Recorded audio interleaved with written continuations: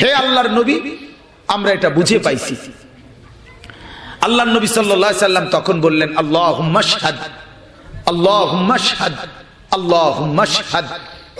নবী পাক সাল্লাল্লাহু আলাইহি সাল্লাম তখন আসমানের দিকে হাত তুলে শাহাদাত আঙ্গুল তুলে এরপরে নবীজি বললেন, আল্লাহ আপনি সাক্ষী থাকেন, আয় আল্লাহ আপনি সাক্ষী থাকেন, আয় আল্লাহ আপনি সাক্ষী থাকেন, আপনার উম্মত আরে আপনার বান্দারা সাক্ষী দিছে, আমি পুরা আমার জিম্মাদারি আদায় করছি। আল্লাহ তাআলা তখন কোরআনুল কারীমের এই আয়াত নাজিল করে আল্লাহ তাআলাও জানিয়ে দিলেন, হ্যাঁ বন্ধু, আমিও বুঝা পাইছি, আমি বলতেছি আল ইয়াউমা আকমালতু লাকুম দীনাকুম, আজ আমি দিন পূর্ণ করে দিলাম, ওয়া আতমামতু আলাইকুম নি'মাতি, এবং শরীয়তের বিধিবিধান, এখানে নি'মাতি মানে শরীয়তের বিধিবিধান। শরীয়তের বিধিবিধান বলতে যত কিছু দরকার, প্রতিটা শরীয়তের প্রত্যেকটা বিধান এক একটা নিয়ামত, এই সবগুলো নিয়ামত আজ আমি পূর্ণ করে দিছি, আর সামনে বাড়াবো না কমাবো না, সবকিছু একদম পূর্ণ করে দিলাম নিয়ামত। রাদিতু লাকুমুল ইসলামা দীনা, আর ইসলামকেই খুশি হয়ে আমি আল্লাহ তাআলা মনোনীত করে দিলাম। খুশি হইয়া, দেখেন চাপে পড়ে না, রাদিতু আমি রাজি হইয়া দিছি ইসলাম। আল্লাহ বলেন আমি খুশি খুশি হয়ে দিছি, এটাকে আমি পছন্দ করে দিছি, এটাকে আমি মহব্বত করে দিছি। কাজেই আমি আল্লাহ তাআলা এখন কিয়ামত পর্যন্তের জন্য এই তিন জিনিস, যে আল্লাহ আমার রব, ইসলাম আমার দ্বীন, মুহাম্মদ সাল্লাল্লাহু আলাইহি ওয়াসাল্লাম আমার নবী, এই কথার উপরে তোমরাও রাজি হয়ে যাও। যার কারণে আল্লাহর নবীও আমাদেরকে এই তাসবিহ, এই দোয়া শিখাইছেন, এই তাসবিহ শিখাইছেন, রাদিতু বিল্লাহি রাব্বা ওয়া বিল ইসলামি দীনা ওয়া বি মুহাম্মাদিন সাল্লাল্লাহু আলাইহি ওয়াসাল্লাম নাবিয়্যান ওয়া রাসূলা। আল্লাহ আমার রব, এই কথার উপরে আমি রাজি, ইসলাম আমার ধর্ম, এই কথার উপরে আমি রাজি, মুহাম্মদ সাল্লাল্লাহু আলাইহি ওয়াসাল্লাম আমার নবী এবং রাসূল, এই কথার উপরে আমি কি রাজি। এই তিন খুশি, যে আল্লাহ তার উপরে খুশি, নবীও তার উপরে খুশি, তামাম কায়নাত তার উপরে খুশি, ফেরেশতারাও খুশি, জান্নাতও তার জন্য অপেক্ষমান। বলেন আলহামদুলিল্লাহ। এখন আমার বলার উদ্দেশ্য হলো একটা কথা, শুনুন। এই কথাটা আমি এই আয়াত কেন পড়লাম, আমার কাছে একটা আরবি কিতাব আছে, মিম মাইনিশ শামাইল। এই কিতাবটা সিরিয়ার একজন আলেম সালেহ আহমদ আশ-শামি উনি লিখছেন। উনার কিতাবের মধ্যে আমি পড়তে গিয়ে এই কথাটা পাইছিলাম, এই জন্য এই আয়াতটা পড়ছি। উনি এই আয়াতের আলোকে উনি একটা গুরুত্বপূর্ণ কথা বলছেন, যে দেখেন এই আয়াত দ্বারা বোঝা যায় আল্লাহর সাক্ষী, নবীজির জবানের উচ্চারণ, সাহাবায়ে কেরামেরও সাক্ষী, এই সবটুকু দ্বারা বোঝা যায় আল্লাহর নবী সাল্লাল্লাহু আলাইহি ওয়াসাল্লাম তিনি উম্মতের জন্য তার উপরে যেই জিম্মাদারি ছিল তিনি পূর্ণ জিম্মাদারি আদায় করেছেন। কিন্তু তিনি বলেন এই আয়াত থেকে আমরা বুঝছি যে আমাদের উপরে যে জিম্মাদারি, এখন আমাদের দায়িত্ব, এখন আমরা নবীর উপরে আমাদের পক্ষ থেকে যে জিম্মাদারি, সেই জিম্মাদারি পূর্ণ আদায় করা। তিনি তো ওনার জিম্মাদারি কি আমাদের জন্য কি করে দিয়েছেন, পুরা করছেন। এখন আমাদের দায়িত্ব, আমাদের উপরে ওনার জন্য জিম্মাদারি কি, এইটা আমরা পুরা করে দেওয়া ওনাকে। কাদা আল্লাহ এখানে লিখছে আরবিতে, কাদান নবী সাল্লাল্লাহু আলাইহি ওয়াসাল্লাম আল্লাযী আলাইহি, নবীজি আদায় করেছেন যা তার উপরে ছিল, ওয়া বাকিয়া আল্লাযী লাহু, আর বাকি রয়ে গেছে এখন তার জন্য যা রয়েছে সেটা আমরা দেওয়া, সেটা আমরা দেওয়া।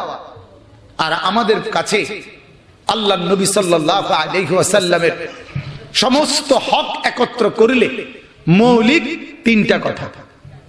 এই তিন কথা, এক নাম্বার হলো আমাদের এই জবানে আল্লাহর নবী সাল্লাল্লাহু আলাইহি ওয়াসাল্লামের দুরূদ শরীফ বেশি বেশি পড়া। দুই নাম্বার আমাদের এই কলিজায়, দিলের মধ্যে নবী পাক সাল্লাল্লাহু আলাইহি ওয়াসাল্লামকে সর্বোচ্চ মহব্বত করা। তিন নাম্বার পুরা অঙ্গ প্রত্যঙ্গ দিয়ে আল্লাহর নবী সাল্লাল্লাহু আলাইহি ওয়াসাল্লামের সুন্নাত এবং তার জিন্দেগীর অনুসরণ করা। কোরআনুল কারীমের সূরা মায়েদা, এই সূরার একটি আয়াত, ৩য় নম্বর আয়াতের একটু অংশ আমি আপনাদের সামনে তেলাওয়াত করেছি। আল্লাহ পাক রব্বুল আলামিন বলতেছেন, আল ইয়াউমা আকমালতু লাকুম দীনাকুম ওয়া আতমামতু আলাইকুম নি'মাতি ওয়া রাদিতু লাকুমুল ইসলাম দীনা। এই আয়াতটা মোটামুটি আপনারা অনেকেই, সাধারণ মানুষও অনেক শুনছেন। এটা প্রসিদ্ধ আয়াত, মানে ওলামায়ে কেরামের জবানে ব্যাপকভাবে উচ্চারিত হয়। মূলত আমি এই আয়াত থেকে একটা কথা শুধু বলার জন্য এই আয়াতটা পড়ছি। সেটা হলো, এই আয়াতটা নাজিল হয়েছে আয়াতের রাসূলুল্লাহ সাল্লাল্লাহু আলাইহি ওয়াসাল্লাম যখন হজ করেছিলেন, প্রায় ১.৫ লক্ষ এর কাছাকাছি সাহাবায়ে কেরামকে নিয়ে ১০ম হিজরিতে আল্লাহ নবী সাল্লাল্লাহু আলাইহি ওয়াসাল্লাম, মানে মক্কা থেকে মদিনায় হিজরতের ১০ বছরের মাথায় নবীজি সাল্লাল্লাহু আলাইহি সাল্লাম তার জীবনের একমাত্র হজ সাহাবায়ে কেরামকে নিয়ে করেছিলেন। এটাই শুরু হজ নবীজির, এটাই বিদায় হজ, এটাই শেষ হজ। এরপরেই এই হজ্জের থেকে ফিরে আসার ৮১ দিনের মাথায়, এই হজ্জের সফর থেকে ফেরত আসার ৮১ দিনের মাথায় আল্লাহ নবী সাল্লাল্লাহু আলাইহি ওয়াসাল্লাম রবিউল আউয়াল মাসে ১২ তারিখ ইন্তেকাল করছেন। তো এই আখিরি হজ ১০ম হিজরিতে নবী সাল্লাল্লাহু আলাইহি সাল্লাম হজ্জের মূল দিন, যেটা হজ্জের মূল দিন বলা হয় ৯ জিলহজ, আরাফার দিন, যেদিন সমস্ত হাজী সাহেবরা একত্রে, কথা কয় না, একত্রে আরাফার ময়দানে অবস্থান করে আল্লাহ পাকের কাছে সন্ধ্যা পর্যন্ত, সূর্য ডুবা পর্যন্ত কান্নাকাটি করে। ওই আরাফার দিন ৯ জিলহজ, এই দিন হলো হজ্জের মূল দিন। আল্লাহ নবী সাল্লাল্লাহু আলাইহি ওয়াসাল্লাম বলেন, আল হাজ্জু আরাফা, হজ মানে মূলত আরাফা। আরাফা ছুটে গেলে হজ হয় না। এজন্য এই আরাফাতের দিন ৯ জিলহজ আল্লাহ নবী সাল্লাল্লাহু আলাইহি ওয়াসাল্লাম এই ১.৫ লক্ষের কাছাকাছি সাহাবায়ে কেরামের উপস্থিতিতে একটি পাহাড়ের টিলা আরাফার ময়দানে, যেটাকে জাবালে রহমত বলে, এখনো আছে, এখনো চিহ্ন আছে, হাজী সাহেবরা এখনো সেখানে যাওয়ার চেষ্টা করে। তো এই জাবালে রহমত, এই পাহাড়ের এই টিলার উপরে দাঁড়িয়ে ৯ জিলহজ নবীজি তার শেষ বিদায় হজ্জে ভাষণ দিছিলেন, খুতবা দিছিলেন, লম্বা খুতবা, দীর্ঘ সময় ব্যাপী আল্লাহ নবী সাল্লাল্লাহু আলাইহি সাল্লাম বয়ান করছিলেন সেদিন। এবং শেষবারের মতো জরুরি যত বিধিবিধান, হুকুম আহকাম বলা উচিত, এগুলা পূর্ণাঙ্গ বলছেন সেদিন। বলে আল্লাহ নবী সাল্লাল্লাহু আলাইহি ওয়াসাল্লাম সব কথা শেষ করে সর্বশেষ নবীজি সাল্লাল্লাহু আলাইহি সাল্লাম সাহাবায়ে কেরামকে জিজ্ঞেস করছিলেন, আলা হাল বাল্লাগতু, হে আমার সাহাবীরা, তোমরা সবাই আছো এখন, তোমরা সবাই এখন আমাকে বলো যে আমি আমার উপরে যে অর্পিত দায়িত্ব ছিল আমি সেটা তোমাদের কাছে পৌঁছিয়েছি তো, পূর্ণাঙ্গ পৌঁছাইছি কিনা বলো। তোমরা আমার থেকে পুরা দিন বুঝে পাইছো কিনা, পুরা শরীয়ত বুঝে পাইছো কিনা বলো, আমি পৌঁছাইছি কিনা। কেন বললেন এই কথা? কোরআনুল কারীমের মধ্যে আছে, ফালানাসআলান্নাল্লাযীনা উরসিলা ইলাইহিম ওয়ালা নাসআলান্নাল মুরসালিন। কোরআনে আল্লাহ বলেন সূরা আরাফের মধ্যে, হাসরের দিন আল্লাহ পাক বলেন, আমি প্রত্যেক নবী, রাসূল এবং তার কওম, সম্প্রদায়, উভয়কে আমি আল্লাহ তাআলা হাসরের দিন জিজ্ঞাসা করব। অবশ্যই জিজ্ঞেস করব। সম্প্রদায়কে জিজ্ঞেস করব তোমাদের কাছে আমার এই রাসূল, এই নবী আমার কথাগুলো পৌঁছিয়েছে কিনা বলো। ফালা নাসআলান্নাল্লাযীনা উরসিলা ইলাইহি, আবার রাসূলকে বলবো, নবীকেও জিজ্ঞেস করব। ওয়ালা নাসআলান্নাল মুরসালিন, তাকেও জিজ্ঞেস করব আপনি বলেছেন কিনা বলেন, আপনি কি কি বলছেন বলেন। আর ওনাদেরকেও জিজ্ঞেস, উম্মতকেও জিজ্ঞেস করব, আমার বান্দাদেরকেও তোমাদের কাছে কি কি বলছে বলো।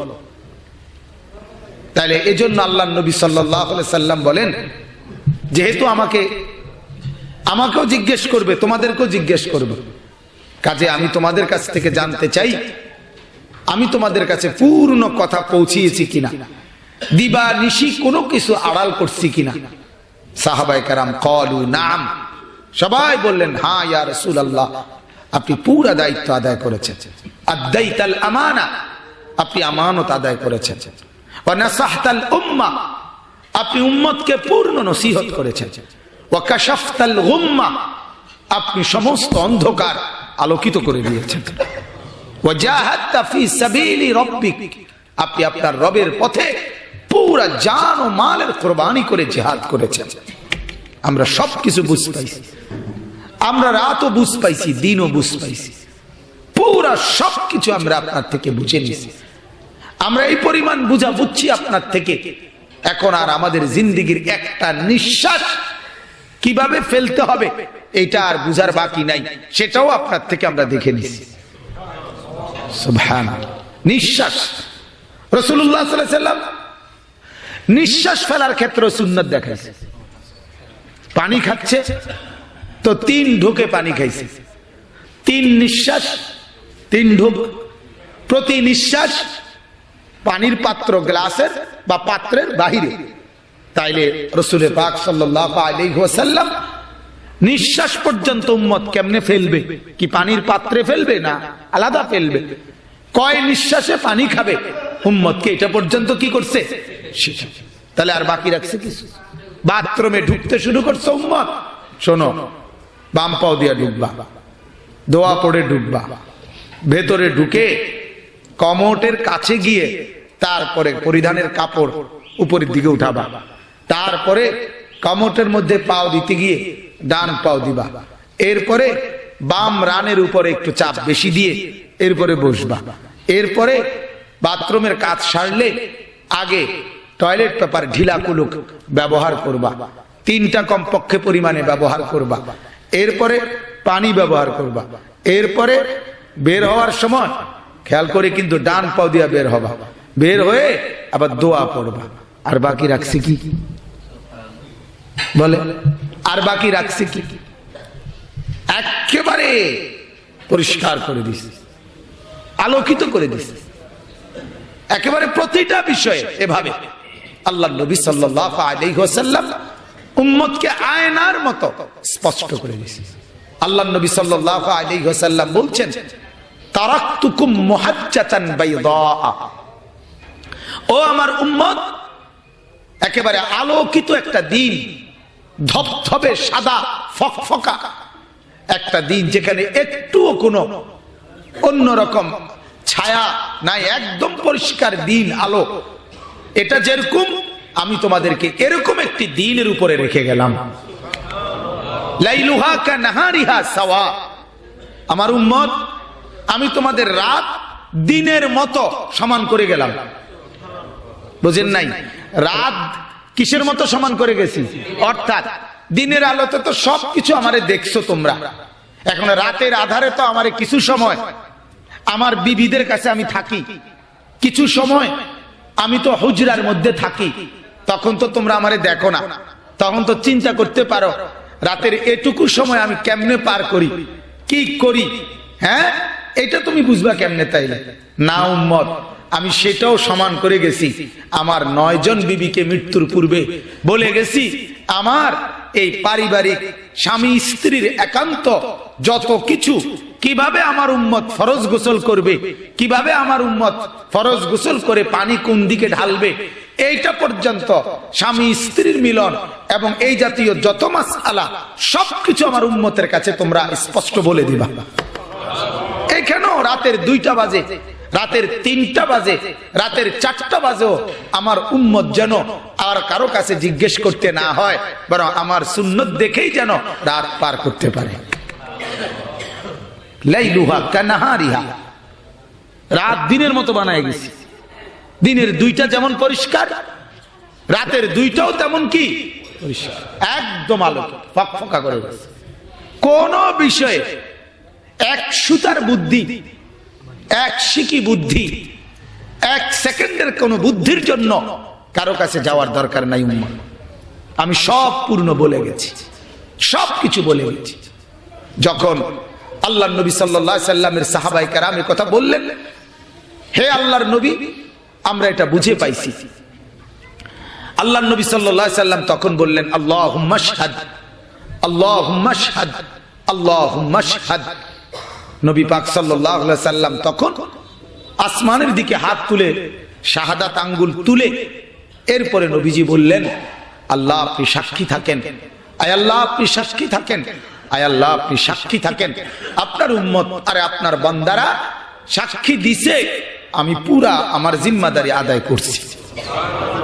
আল্লাহ তাআলা তখন কোরআনুল কারীমের এই আয়াত নাজিল করে আল্লাহ তাআলাও জানিয়ে দিলেন, হ্যাঁ বন্ধু, আমিও বুঝা পাইছি। আমি বলতেছি, আল ইয়াউমা আকমালতু লাকুম দীনাকুম, আজ আমি দিন পূর্ণ করে দিলাম। ওয়া আতমামতু আলাইকুম নি'মাতি, এবং শরীয়তের বিধিবিধান। এখানে নি'মাতি মানে শরীয়তের বিধিবিধান। শরীয়তের বিধিবিধান বলতে যত কিছু দরকার, প্রতিটা শরীয়তের প্রত্যেকটা বিধান এক একটা নিয়ামত, এই সবগুলো নিয়ামত আজ আমি পূর্ণ করে দিছি। আর সামনে বাড়াবো না, কমাবো না, সবকিছু একদম পূর্ণ করে দিলাম নিয়ামত। রাদিতু লাকুমুল ইসলামা দীনা, আর ইসলামকেই খুশি হয়ে আমি আল্লাহ তাআলা মনোনীত করে দিলাম। খুশি হইয়া, দেখেন চাপে পড়ে না, রাদিতু, আমি রাজি হইয়া দিছি ইসলাম। আল্লাহ বলেন আমি খুশি খুশি হয়ে দিছি, এটাকে আমি পছন্দ করে দিছি, এটাকে আমি মহব্বত করে দিছি। কাজেই আমি আল্লাহ তাআলা এখন কিয়ামত পর্যন্তের জন্য এই 3 জিনিস, যে আল্লাহ আমার রব, ইসলাম আমার দ্বীন, মুহাম্মদ সাল্লাল্লাহু আলাইহি ওয়াসাল্লাম আমার নবী, এই কথার উপরে তোমরাও রাজি হয়ে যাও। যার কারণে আল্লাহর নবীও আমাদেরকে এই তাসবিহ, এই দোয়া শিখাইছেন, এই তাসবিহ শিখাইছেন, রাদিতু বিল্লাহি রাব্বা ওয়া বিল ইসলামি দীনা ওয়া বি মুহাম্মাদিন সাল্লাল্লাহু আলাইহি ওয়াসাল্লাম নাবিয়্যান ওয়া রাসূলা। আল্লাহ আমার রব, এই কথার উপরে আমি রাজি। ইসলাম আমার ধর্ম, এই কথার উপরে আমি রাজি। মুহাম্মদ সাল্লাল্লাহু আলাইহি ওয়াসাল্লাম আমার নবী এবং রাসূল, এই কথার উপরে আমি কি রাজি। এই 3 খুশি, যে আল্লাহ তার উপরে খুশি, নবীও তার উপরে খুশি, তামাম কায়নাত তার উপরে খুশি, ফেরেশতারাও খুশি, জান্নাতও তার জন্য অপেক্ষমান। বলেন আলহামদুলিল্লাহ। এখন আমার বলার উদ্দেশ্য হলো একটা কথা, শুনুন। এই কথাটা আমি এই আয়াত কেন পড়লাম, আমার কাছে একটা আরবি কিতাব আছে, মিম মাইনিশ শামাইল। এই কিতাবটা সিরিয়ার একজন আলেম সালেহ আহমদ আশ-শামি উনি লিখছেন। উনার কিতাবের মধ্যে আমি পড়তে গিয়ে এই কথাটা পাইছিলাম, এই জন্য এই আয়াতটা পড়ছি। উনি এই আয়াতের আলোকে উনি একটা গুরুত্বপূর্ণ কথা বলছেন, যে দেখেন এই আয়াত দ্বারা বোঝা যায় আল্লাহর সাক্ষী, নবীজির জবানের উচ্চারণ, সাহাবায়ে কেরামেরও সাক্ষী, এই সবটুকু দ্বারা বোঝা যায় আল্লাহর নবী সাল্লাল্লাহু আলাইহি ওয়াসাল্লাম তিনি উম্মতের জন্য তার উপরে যেই জিম্মাদারি ছিল তিনি পূর্ণ জিম্মাদারি আদায় করেছেন। কিন্তু তিনি বলেন এই আয়াত থেকে আমরা বুঝছি যে আমাদের উপরে যে জিম্মাদারি, এখন আমাদের দায়িত্ব, এখন আমরা নবীর উপরে আমাদের পক্ষ থেকে যে জিম্মাদারি, সেই জিম্মাদারি পূর্ণ আদায় করা। তিনি তো ওনার জিম্মাদারি কি আমাদের জন্য কি করে দিয়েছেন, পুরা করছেন। এখন আমাদের দায়িত্ব, আমাদের উপরে ওনার জন্য জিম্মাদারি কি, এইটা আমরা পুরা করে দেওয়া। ওনাকে কাদা, আল্লাহ এখানে লিখছে আরবিতে, কাদান নবী সাল্লাল্লাহু আলাইহি ওয়াসাল্লাম আল্লাযী আলাইহি, নবীজি আদায় করেছেন যা তার উপরে ছিল। ওয়া বাকিয়া আল্লাযী লাহু, আর বাকি রয়ে গেছে এখন তার জন্য যা রয়েছে সেটা আমরা দেওয়া। আর আমাদের কাছে আল্লাহর নবী সাল্লাল্লাহু আলাইহি ওয়াসাল্লামের সমস্ত হক একত্র করলে মৌলিক তিনটা কথা। এই তিন কথা, এক নাম্বার হলো আমাদের এই জবানে আল্লাহর নবী সাল্লাল্লাহু আলাইহি ওয়াসাল্লামের দুরূদ শরীফ বেশি বেশি পড়া। দুই নাম্বার আমাদের এই কলিজার দিলের মধ্যে নবী পাক সাল্লাল্লাহু আলাইহি ওয়াসাল্লামকে সর্বোচ্চ মহব্বত করা। তিন নাম্বার পুরা অঙ্গ প্রত্যঙ্গ দিয়ে আল্লাহর নবী সাল্লাল্লাহু আলাইহি ওয়াসাল্লামের সুন্নাত এবং তার জিন্দেগীর অনুসরণ করা। হযরত এই কথা বলছেন যে এই তিন জিনিস, এই জবানের দুরূদ, এই কলিজার মহব্বত, এই অঙ্গ প্রত্যঙ্গের অনুসরণ, ইত্তেবা, এই তিন জিনিস যদি আমরা নবী পাককে পেশ করতে পারি তাইলে উম্মত হিসেবে আমার উপরে যেই দায়িত্ব আমি সেটা পালন করার চেষ্টা করলাম। অতএব আজকে এটুকু কথাই মূলত আমার শায়েখ বয়ান করবেন ইনশাআল্লাহ, হযরত বয়ান করবেন। আমরা শুধুমাত্র বললামই আগে আমরা ইন্তেজামের একজন, এই জন্য আপনাদের কাছে শুধু এতটুকুই কথা, আমাদের প্রত্যেকে আমরা এই তিন হক রাসূলুল্লাহ সাল্লাল্লাহু আলাইহি সাল্লামের আদায় করার ব্যাপারে যত্নবান হব। জবানে দুরূদ, কলিজায় মহব্বত, অঙ্গ প্রত্যঙ্গের কি ইত্তেবা, অনুসরণ। ইনশাআল্লাহ আমরা সবাই চেষ্টা করব আল্লাহ পাক রব্বুল আলামিন আমাদের সবাইকে রাসূল পাক সাল্লাল্লাহু আলাইহি ওয়াসাল্লামের সিরাত সুন্নাতের উপরে চলার এবং অনুসরণ করার তৌফিক দান করুক, আমিন। নামাজের জন্য সবাই সফবন্দি হই, ইনশাআল্লাহ আজান হবে, নামাজ হবে। সুবহানাল্লাহি ওয়া বিহামদিহি, সুবহানাল্লাহ।